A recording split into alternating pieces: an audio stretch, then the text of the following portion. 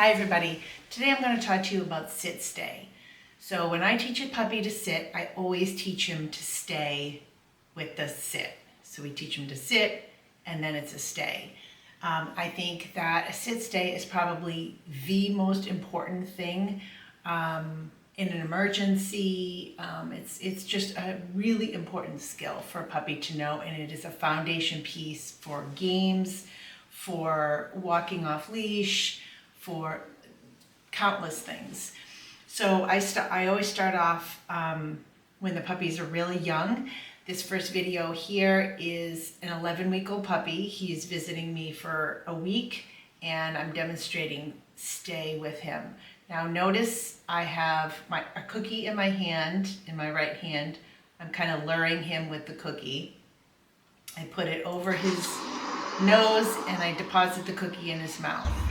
Now, I give him the verbal stay, and I also want you to be aware of how you use your voice. So this voice that I'm using now is more of affirming voice, and it will help keep them calm. So it's a calm voice.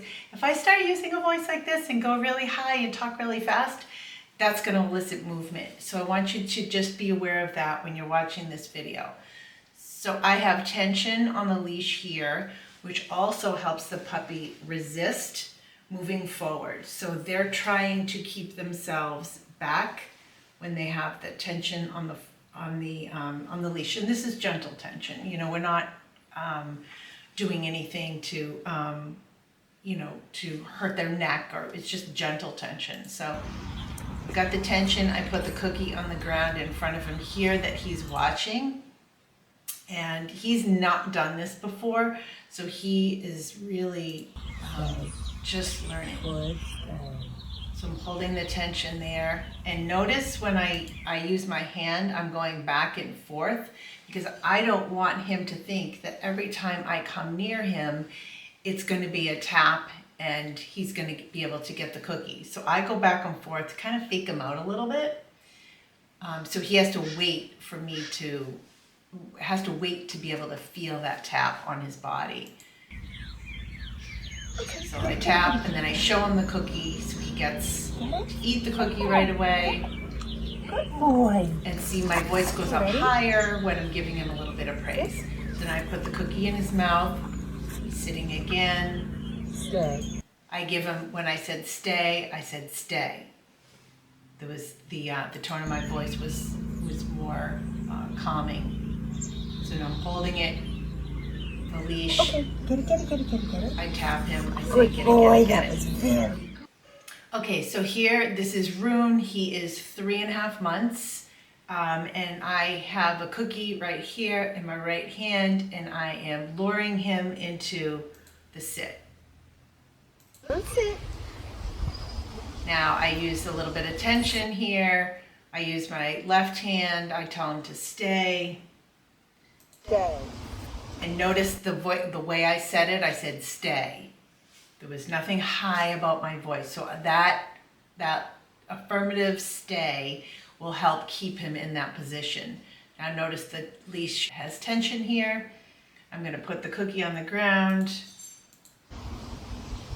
And notice how much further away I am from him at this point. With the 11-week-old puppy, I was right next to him kneeling on the ground. Now I'm standing up. I'm able to take a few steps away. And I've got some tension on the leash here. I go back in. And I remind him to stay again. Now this is the same idea when in the other younger puppy where I was coming in with my hand. Now this, because I'm further away, I walk back in. I remind him to stay again. I don't want him to think that every time I walk back toward him that I'm going to tap him and say okay, because otherwise he's going to start to anticipate, and that as soon as he sees me move toward him, he's going to get up. So I want to mix it up to keep it interesting so he's never knows when he's going to be tapped. So now I tap him and I say okay, get it. And so now my voice gets higher. And I'm giving him that attaboy, the end of the game praise. So Things to remember when you're teaching the sit is you want to teach it with the stay, so they learn that when you tell them to sit, there's no movement until you tap them and say okay. You want to remember to monitor your voice. Remember that the low affirming praise is going to keep them stationary, and the high, faster talking is going to elicit movement. And then you want to remember that you want to start these games, these sit stays, in your home, in your yard, so this is a familiar environment. And as they get better, then you start going to different places and you practice, and you're going to back up a little bit, so maybe you won't be as far away as you were at home, because now you're in a new environment. So each time you're building, you're getting a little bit more difficult. So as they get older, they're going to be able to do it, and they're going to be able to generalize and do it in a lot of different locations.